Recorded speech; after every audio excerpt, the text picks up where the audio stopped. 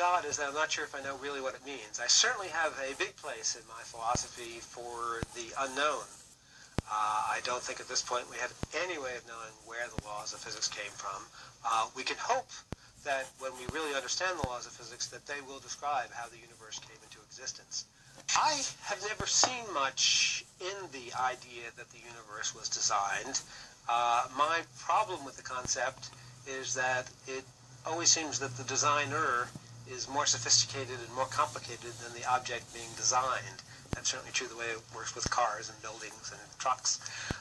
So as long as if one is to need a designer that is more complex than the thing being designed, the designer doesn't help to explain how the design, it just becomes an infinite regress. So I'll freely admit I have no idea why the laws of physics are what they are, and I also have no idea how to even go about approaching that question. But to me, just saying that there was a designer doesn't help at all. I try not to have faith. I believe in a principle that was enunciated rather well by Bertrand Russell, which is that you should try to keep away from having irrational beliefs. You should believe some things that for which you can find some evidence or some support, apart from commitment to principles like equality and freedom and justice and so on. Those, I wouldn't say that's faith. Those are things you're committed to. But as far as beliefs about the world, reality, my feeling is one should try to, as much as possible, have substantiated beliefs, or at least beliefs for which evidence could be appropriate. Are you religious? No. You're sure of that? I'm sure of that. Because I was brought up with some religious background, and I've abandoned it. I think a lot of theology is grappling with phantoms. So theologians have invented this almost self-consistent subject, which has no contact with physical reality at all. And they invent all sorts of questions which they then taunt humanity with. One of them is cosmic purpose. And they say there must be a purpose. You and your science can't explain it. And typical of theologians, they don't respect the power of the human intellect anyway. And they infer that no one will ever understand it. It is ineffable. God's purpose cannot be discerned. And of course those are fine words, but utterly meaningless. I mean, why should the thing have a purpose? I mean, for myself, I'm a sort of quiet, old Jewish atheist. I'm not a militant atheist. I don't sort of argue about things like Dawkins and Dennett and Sam Harris. I quite like their books, but I'm not militant by nature. And I'm not very argumentative by nature.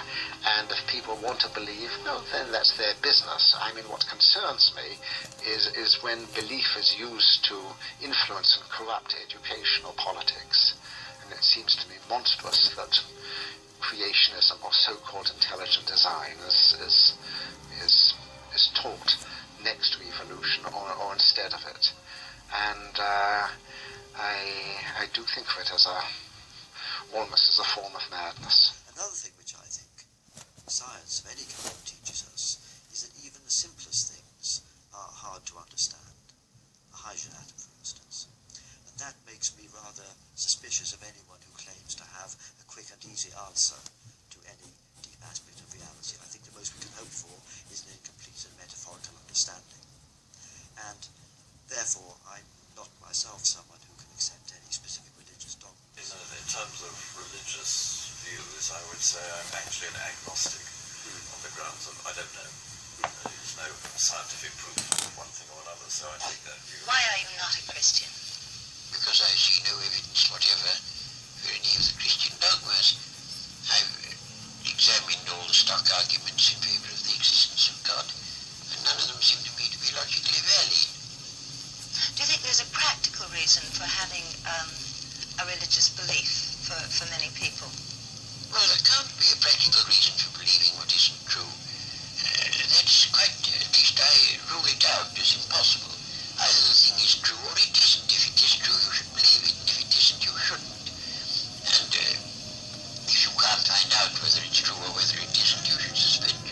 M theory doesn't disprove God, but it makes him unnecessary. It predicts that the universe will be spontaneously created out of nothing, without the need for a creator. Irrational thinking of any kind is very dangerous. I mean, if you look around, the very large contrast that exists because of irrational motivations, they are very dangerous. And I wish that with the progress of science, we could inject a little bit more rationality in the world, but that's hard to. So in that sense, we have failed. I mean, we are no more rational today, I think, than we were at the time of the Greeks, actually. I hold open the door. I'm not going to close the door on the need for something supernatural, but I think we have no reason to believe in it now. All the progress we've made in explaining what appears to be something supernatural in natural terms leads me to be optimistic that we can explain everything in naturalistic terms. Do you believe in an afterlife? Such beliefs, I think, I related to religions of the past, and I don't think a notion such as afterlife has any, sort of scientific basis, not in terms of modern science. So I can only say no. When I was younger, I used to sing in a church choir. I wasn't religious, I just liked the singing. There was a lot of talk of souls and spirits and things. And by the time I was about 13, I realised the whole thing was really pretty illogical. I mean, I am just flesh and blood. I think atheists get a sort of bum rap that, we're just heartless and we, don't care for people, or we totally reject the values we've been brought up on. And, to me, it's just, I have, most of the ideas of Christianity, sound good, but in reality, some of them aren't very good, but, they sound good, and so it makes a good funeral. Okay, so suppose you take as a moral principle, it's wrong to steal. Why is, people say now, why is that wrong? Why is it wrong to steal? Answer, because God says it's wrong to steal. God commanded that you should not steal. Okay. The point that Socrates makes in that dialogue is to say, well, how can God give this moral rule a foundation? Either the moral rule is itself intrinsically a sound moral rule, or it can't be given soundness and legitimacy from an external command. Suppose, for example, we had the rule, it's right to murder. And somebody said, that's not right. Murder is wrong. And somebody said in reply, but God says it's right to murder. That doesn't convince you that it's right to murder. If God says that something is right which isn't right, God's wrong. And I don't know what your own religious faith is, or...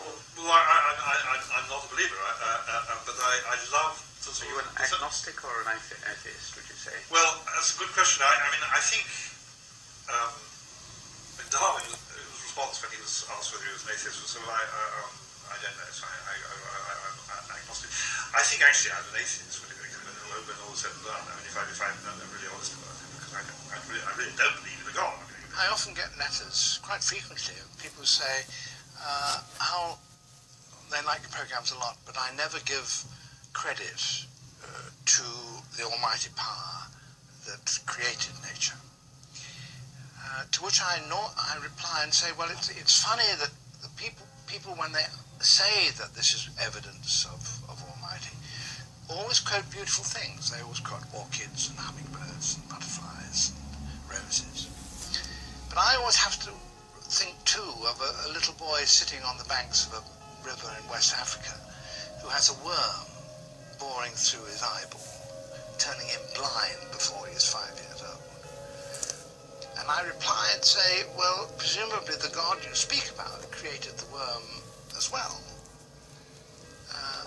And now I find that baffling to credit a merciful God, that action. And therefore, it seems to me safer to show things that I know to be truthful, factual, and allow people to make up their own mind about the moralities of this thing, or indeed the theology of this thing. Science, it's very essential that we take a position that through the scientific method that keeps us away of all the irrationalities that seem to dominate human activities.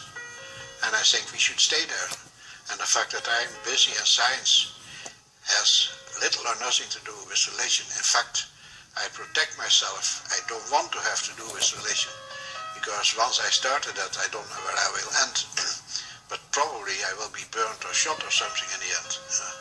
I want to have nothing to do with it. I'm just talking about things I can observe and other things that I can predict, and for the rest you can have it. And you know, I was brought up in a culture where no one is religious, and where no one educated in particular is religious. It's completely sort of exotic. So of course for me it would seem that being a-religious, which doesn't mean really what atheism is like. I mean, people think of people against religion, but it's just a sort of indifference to religion. In most of Western Europe for many decades or maybe centuries now, it's been the sort of default mode. People are not terribly interested. Has religion been important to you? No, not a bit. I'm certainly not religious in any conventional sense of the term, in the sense of a deity, but I've never had any hostility towards religion, except in the obvious sense when it turns ugly, which it so often does. The intellectual respectability of a claim that there are gods, say the gods of Olympus or the gods of Hinduism, or one god, let's say the god of Christianity, seems to me to be exactly on a par with the intellectual respectability of thinking that there are fairies in your garden. Belief in fairies was very, very widespread and very well attested right up into the late 19th century. Indeed, people believed that fairies were much more present in their lives than God was, because things that went missing, like your shoelaces or a teaspoon or something, had been nicked by them. So the comparison here is not a jokey one. And if you think that the reasons you have for thinking that there are fairies are very poor reasons, that it's irrational to think that there are such things, then belief in supernatural agencies in general is irrational in that way.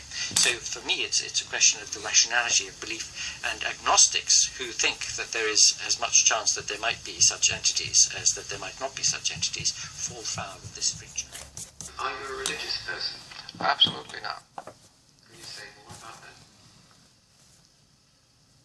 Well, you can say all sorts of things by that and offend people maybe, but the fact is that I'm not religious, and I don't like religion, and I think religion is to blame for a lot of the ills in this world. That this is such an important issue is we would all like to believe that there is a meaningful world beyond our own capacity to inject meaning into it.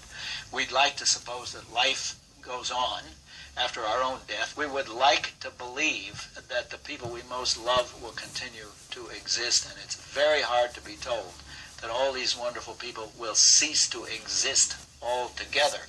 Furthermore, another feature is we'd like there to be justice in the end. Since it's obvious that there's no justice here on earth, we'd very much like there to be a divine justice which will come. But the problem is, those are things we'd like to believe, and we really have no evidence to suppose that they're true, and we ought methodologically to be suspicious of believing something that we very much want to believe, something that would make us immensely satisfied, which would make us happier if we could believe it. I think religion is here to stay because it does satisfy these needs, but intellectually I don't think you can justify it. The arguments for God's existence are uniformly bad. Are you agnostic? Are you an atheist? Do you have any? Do you want to have a faith in the unknown, or is science your God? Yes, it is in the sense that I'm comfortable with the unknown. That's the point of science. There are places out there, obviously billions of places that we know nothing about, and the fact that we know nothing about them excites me, and I want to go and find out about them. And that's what science is. So I think if you're not comfortable with the unknown, it's very difficult to be a scientist. So I don't need an answer. I don't need answers to everything. I want to have answers to find. You have no belief that there's an afterlife. That's correct. And in the pattern of elementary particles and the constants that I mentioned and so on, you don't see the evidence of a designer. No, I don't. Could you say more about it? I think this is wishful thinking. Wishful? Yes. I mean, if some people, if they ask, there are some people who see the evidence